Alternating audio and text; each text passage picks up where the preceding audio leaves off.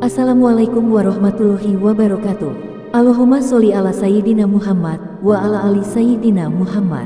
Pemirsa yang dirahmati Allah, marilah kita simak ceramah dari Buya Ar-Razi Hashim dengan tema Sifat 20. Sebelumnya marilah kita perbanyak sholawat minimal 1000 kali sehari, agar hidup kita penuh barokah dan mendapatkan syafaat kelak. Selamat menyaksikan. Bismillahirrahmanirrahim. Alhamdulillah alamin, wassalatu wassalamu ala sayyidil awwalin wal akhirin, Sayyidina Muhammad wa ala alihi wa ashabihi wa libaitihi wa dhurriyyatihi ajma'in wa ba'd. Sahabat-sahabat makan Allah, ada satu manhaj ulama ahlu sunnah, yaitu memahami, mengenal Allah dari jalur sifat-sifat Allah. Ada seorang ulama yang 70% hidupnya di zaman salafus saleh, yaitu Al-Imam Abul Hasan Al-Ash'ari. Beliau diperkirakan lahir di tahun 240-an atau 250-an. Ulama kita berbeda pendapat. Terlahir dari keluarga Ahlus Sunnah wal Jamaah.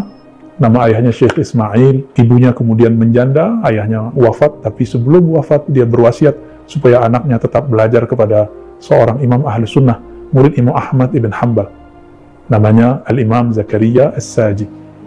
Ahli hadis, ahli dalam satu pakar fan ilmu hadis namanya Al-Ilal, ilmu mengenai penyakit dalam ilmu hadis. Tapi kemudian ibunya menghabiskan jandanya, kemudian menikah lagi dengan seorang imam, tapi ternyata imam dalam aqidah Mu'tazilah, namanya Abu Ali Al-Jubba'i. Inilah yang benar, karena ada beberapa yang menyebutkan bahwa Syekh Abul Hasan Al-Ash'ari berguru kepada bukan Abu Ali Al-Jubba'i, tapi kepada pengarang kitab yang lain, yaitu Syarah Ushulul Khamsah, ya, imam yang berbeda, yaitu Al-Qadhi Abdul Jabbar. Nah, ini dua hal yang berbeda, dua tokoh yang berjauhan masanya. Al-Imam Abul Hasan Al-Ash'ari, begitu juga imam-imam yang lain. Di daerah Mesir muncul seorang imam ahli hadis bernama Abu Ja'far At-Tahawi.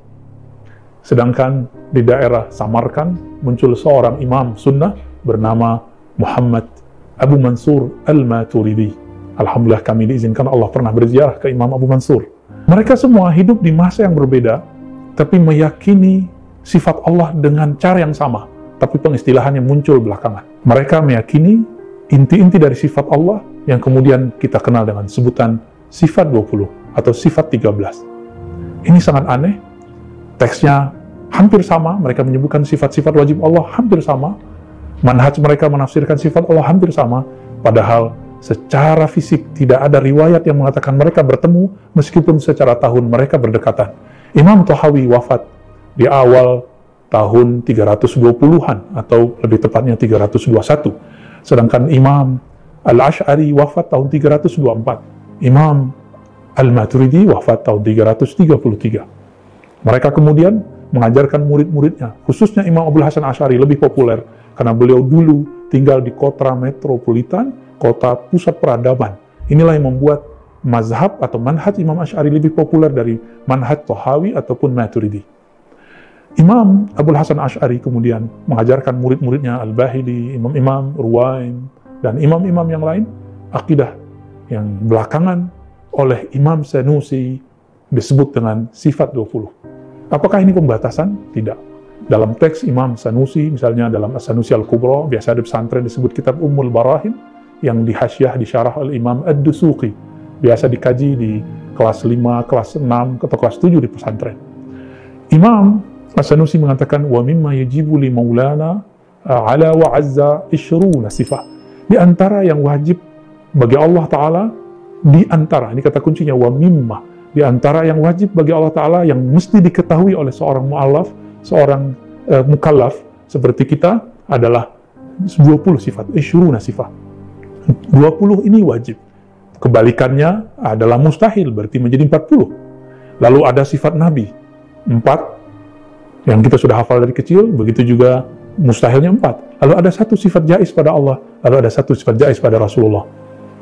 Sahabat-sahabat yang dimuliakan Allah, sifat 20 ini kemudian menjadi brand, menjadi ciri khas, bahwa Ahlus Sunnah, jika memahami sifat Allah, inilah modelnya. Berbeda dengan tauhidnya sahabat-sahabat kita yang salafi, mereka menggunakan uluhiyah, rububiyah, asma wa sifat. Di bab sifat, sadar atau tidak disadari, mereka terjebak kepada bab yang cenderung kepada tajsim jika kita tidak menyebut murni mujassimah. menjisimkan Allah. Tetapi dalam akidah Ahlus Sunnah, manhaj Asy'ariyah, Maturidiyah, ini kemudian coba di-counter. Lalu apa yang terjadi? Di luar sana kemudian dari kalangan Salafi mencoba mencatut nama Imam Abu Ja'far At-Tahawi, akidah Tahawi, yang padahal Imam At-Tahawi menolak pandangan tersebut. Misalnya, dengan belajar sifat 20 kita akan berhasil menghilangkan khayal waham, asumsi negatif bahwa Allah ini bertempat, Allah ini berarah, Allah kemudian memasuki suatu tempat, Allah berpindah-pindah, Allah turun, Allah naik, Allah memasuki alam, keluar dari alam. Pandangan-pandangan seperti ini, Allah duduk di atas aras, padahal lafaznya cuma istawa, cukup katakan istiwa, tidak usah ditawil, tidak usah diapa-apain. Katakan, saya yakin bahwa Allah istawa. Sebenarnya itu sudah selesai. Mereka kemudian mengambil teks, karena di Asy'ariyah, di Maturidiyah sifat 20 sulit untuk mengambil, mencatutnya. Maka dicatutlah seorang imam namanya Abu Ja'far At-Tahawi. Beliau punya kitab Aqidah Tahawiyah. Ternyata Imam Tahawi pun menolak semua asumsi itu. Beliau mengatakan ta'alallah anil hudud wal ghayat. Ya, di ujungnya mengatakan wal jihatus sit. Allah Maha Suci dari arah, dari batas, dari had, dan juga Allah Maha Suci dari anggota tubuh. Allah Maha Suci dari arah yang 6. Atas, bawah, depan, belakang, kiri, kanan. Yang mana Ibnu Taimiyah kemudian menghadang ini dan mengatakan Allah punya arah atas. Sahabat-sahabat dekat Allah, jika kita belajar sifat 20, mulai dari sifat nafsiyah, Allah wujud.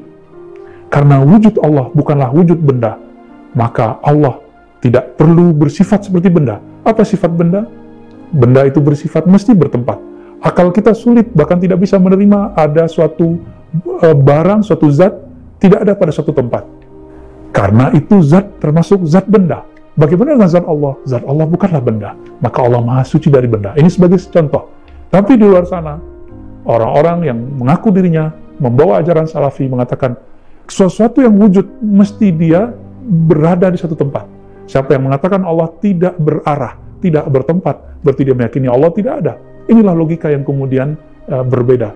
Jika kita benar satu saja dari sifat 20, Allah wujud, wujudnya bukanlah benda, maka katakan saja dia istawa di langit, dia istawa di atas aras, dia turun, dia fa'inama tuwallu fasamma wajhullah. Katakan apa saja, jika dia bukan benda, maka ungkapan itu semuanya tidak dipahami. Allah bertempat. Sahabat dimakan Allah, ini baru sekelumit latar belakang dan faidah belajar sifat 20 yang menjadi brand, menjadi khas daripada imam kita, Imamuna Abul Hasan Al-Asy'ari, yang merupakan akidah yang dianut oleh imam-imam setelah imam yang 4. Semua orang bermazhab, kecuali sebagian Hanabilah, mereka mengikuti akidah Asy'ari. Kenapa tidak ikut akidah Imam Syafi'i? Karena akidah Syafi'i sudah diringkas oleh Imam Asy'ari. Kenapa tidak Malik? Kenapa tidak Ahmad bin Hanbal? Kenapa tidak Abu Hanifah? Kita katakan kembali, akidah Imam yang 4 sudah diringkas oleh Imam Asy'ari, sudah dikembangkan oleh Imam Maturidi, sudah disederhanakan oleh Imam Tahawi. Maka kita cukup berakidah Imam Asy'ari, kita sudah berakidah akidah Imam Salafus Saleh.